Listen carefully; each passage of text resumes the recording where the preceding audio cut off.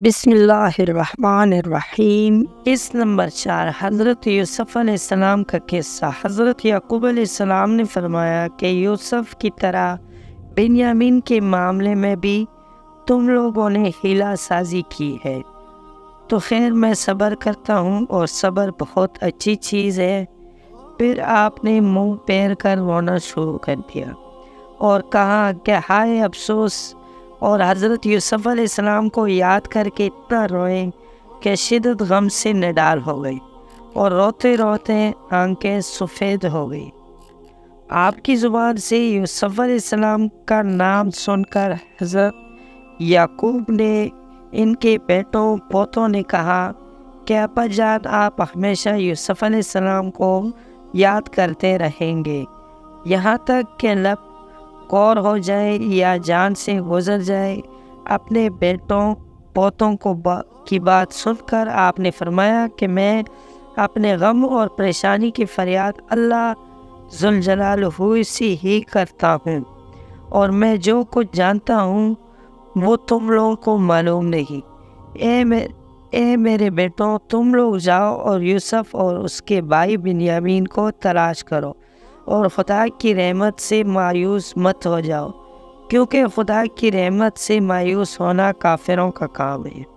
چنانچہ برادران یوسف بھی مصر کو روانہ ہوئے اور جا کر عزیز مصر سے کہا کہ عزیز مصر، ہمارے گھر والوں کو بہت بڑی مصیبت پہنچ گئی ہے، اور ہم چند کوٹے سے کے لے کر آئے ہیں، لہٰذا آپ بطور خیرات کے کچھ غلہ دے دیجیے۔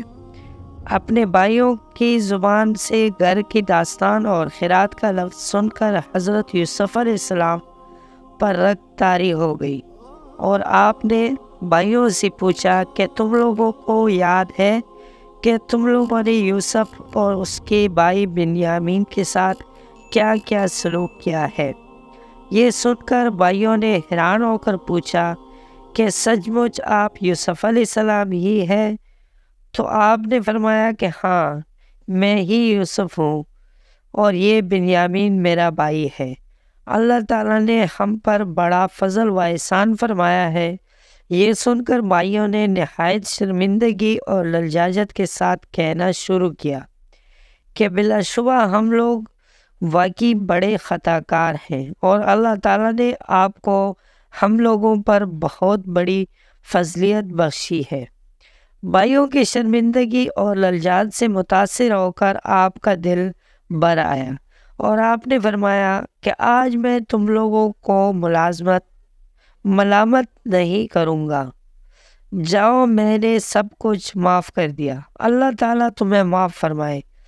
اب تم لوگ میرا یہ کرتا لے کر جاؤ اور ابا جان کے چہرے پر اس کو ڈال دو، تو ان کی آنکھوں میں روشنی آ جائے گی، پھر تم لوگ سب گھر والوں کو ساتھ لے کر مصر چلے آؤ۔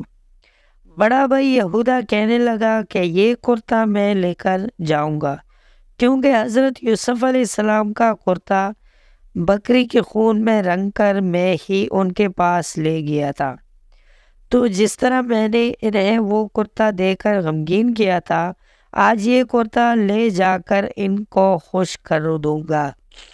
چنانچہ یہودا یہ کرتا لے کر گھر پہنچا اور اپنے والد کے چہرے پر ڈال دیا، تو ان کی آنکھوں میں بینائی آ گئی۔ پھر حضرت یعقوب علیہ السلام نے تہجد کے وقت کے بعد اپنے سب بیٹوں کے لیے دعا فرمائی، اور یہ دعا مقبول ہو گئی۔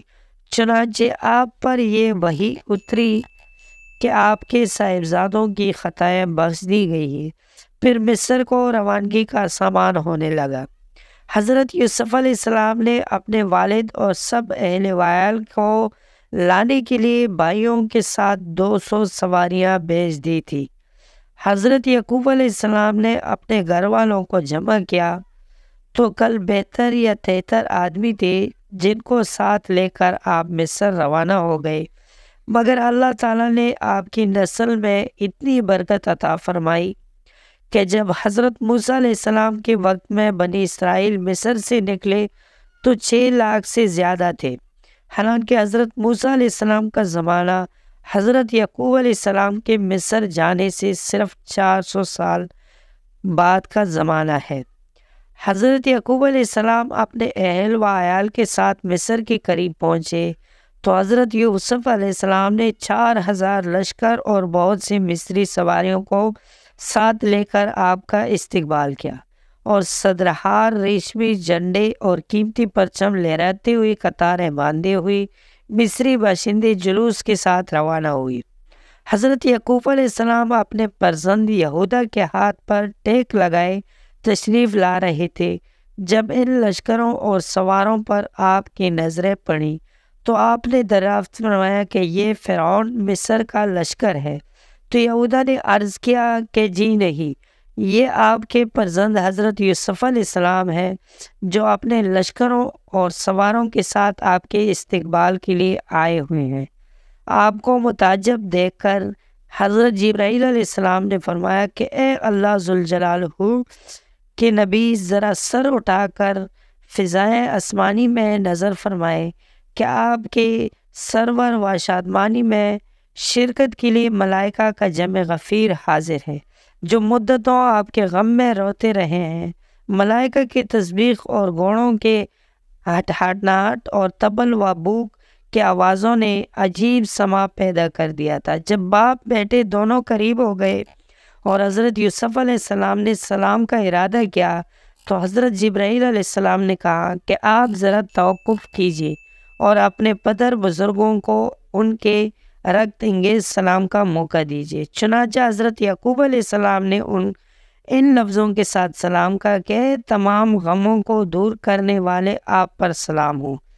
پھر باپ بیٹوں نے نہایت گرمجوشی کے ساتھ مانکا کیا اور فرد مسرت میں دونوں خوب پھر ایک استقبالیہ خیمہ میں تشریف لے گئے جو خوب مزین اور آراستہ کیا گیا۔ وہاں تھوڑی دیر ٹھہر کر جب شاہی محل میں رونق افروز ہوئی تو حضرت یوسف علیہ السلام نے سہارے دے کر اپنے والد محترم کو تخت شاہی پر بٹھایا اور ان کے ارد گرد آپ کے 11 بھائی اور آپ کے والدہ سب بیٹھ گئے اور سب کے سب بیک وقت حضرت یوسف علیہ السلام کے آگے سجدے میں گر پڑے۔ اس وقت حضرت یوسف علیہ السلام نے اپنے والد بزرگوار کو مخاطب کر کے یہ کہا، اے میرے باپ، یہ میرے پہلے خواب کی تعبیر ہے۔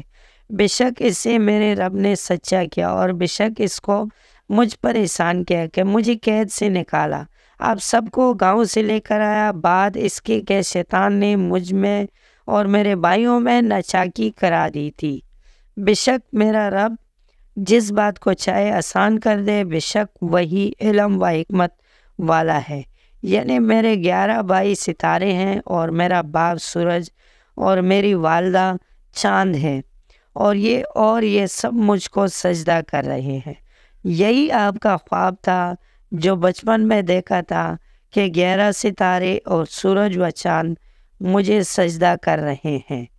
یہ تاریخی واقعہ محرم کے 10 تاریخ عاشوراء کے دن وقوع پذیر ہوا۔ دوستوں، آپ کو آج کا آخری کیس کیسی لگی؟ امید ہے کہ ویڈیو اچھی لگی ہوگی۔ اگر ویڈیو پسند آئے ہو تو ہمارے چینل کو سبسکرائب کر لیں۔ ملتے ہیں اگلی ویڈیو میں، تب تک کے لیے اللہ حافظ۔